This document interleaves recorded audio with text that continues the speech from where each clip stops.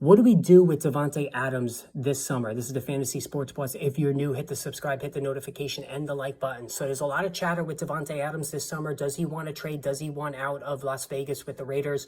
After Derek Carr moved on during the offseason, Jimmy Garoppolo brought in. Lot to discuss here, but of course some history. We need to revisit some history last summer when myself and many in the fantasy football industry had concerns about Adams leaving Aaron Rodgers and joining up with Derek Carr, going from a future Hall of Fame quarterback where he put up unbelievable top tier, top 2-3 wide receiver numbers, just dominant target shares, yards, touchdowns, you name it. It was spectacular. Then going from Rodgers to Derek Carr, who's a good quarterback, but he's far from spectacular himself.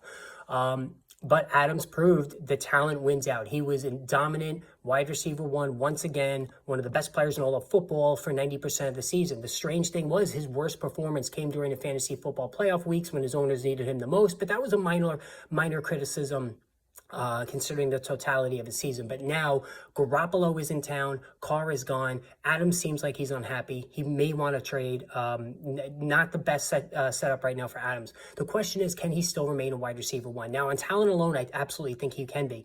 But when you look at Jimmy Garoppolo, a couple of things. One is that he always gets hurt, so there's going to be a stretch where he misses games this season. Will Adams, be hurt by that? Obviously, he will. Anytime a starting quarterback goes out, the backup comes in, the numbers go down.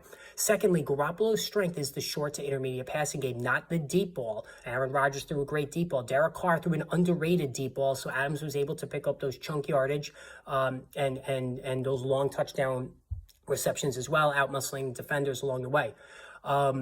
That's not Garoppolo's game. So I think we're going to see less yardage on that alone when it comes to Davante Adams.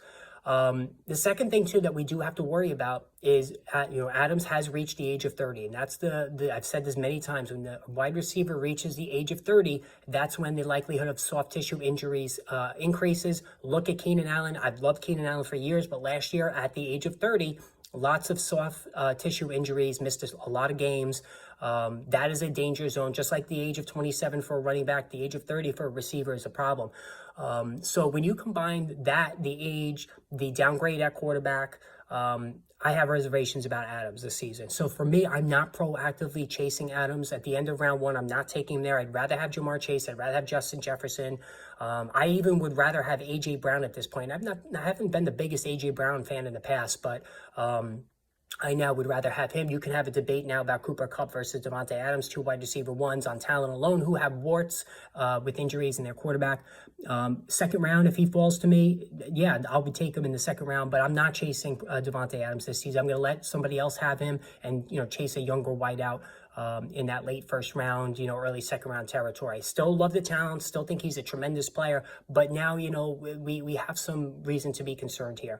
You always want to be out a year early than a year too late on a guy. All right, hit the subscribe, hit the notification button. Videos every day from now to the start of the season. Live streams are going to be added as well, so stay tuned.